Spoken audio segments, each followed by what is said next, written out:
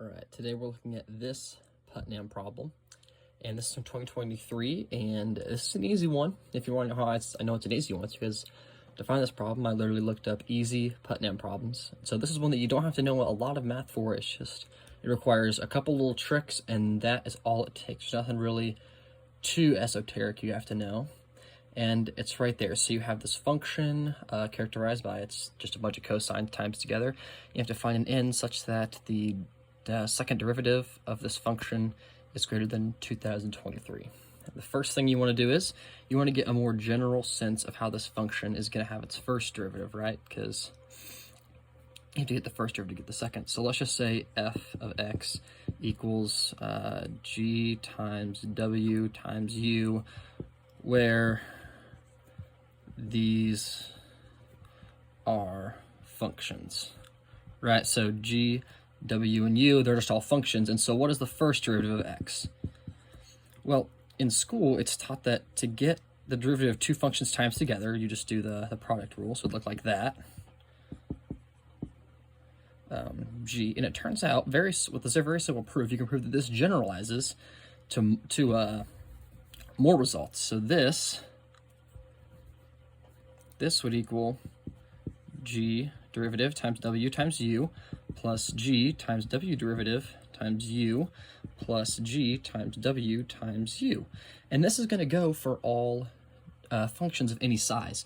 So this right here is just going to be, for each time, it's going to be one of these with one as a derivative, and every one of these is going to have a derivative. So if we erase that, we know that f of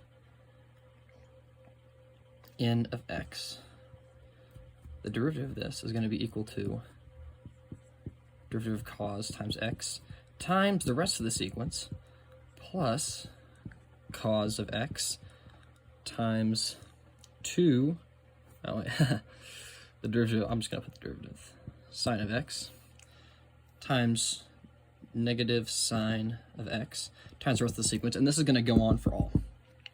And then we have one key fact. This double derivative is being evaluated at f of 0. And of course, sine of 0 is always 0. So in doing this again, we only have to take the one part of each sequence that would have this as a derivative. And since it's an absolute value, we can throw away the minus.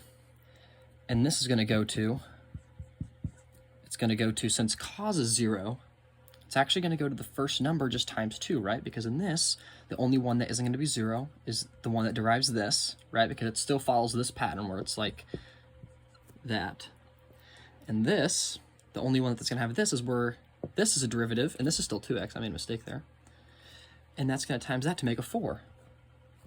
So this of 0 turns out to be the sequence of squared numbers. 16. And if you know from school, this equals n plus 1 to 2n plus 1, and you divide that all by 6. And now you don't have to find an exact value because it doesn't equal 223, but just plug it in, you can find the answer, is 18. And it's like 2,100, but yes, so easy Putnam problem, solved pretty quickly. I mean, 3 minutes, 45 seconds. Just really the only one thing about it you have to realize is this trick.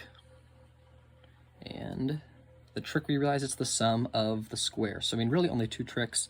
I feel like it was a pretty easy Putnam problem. Let me know what you think.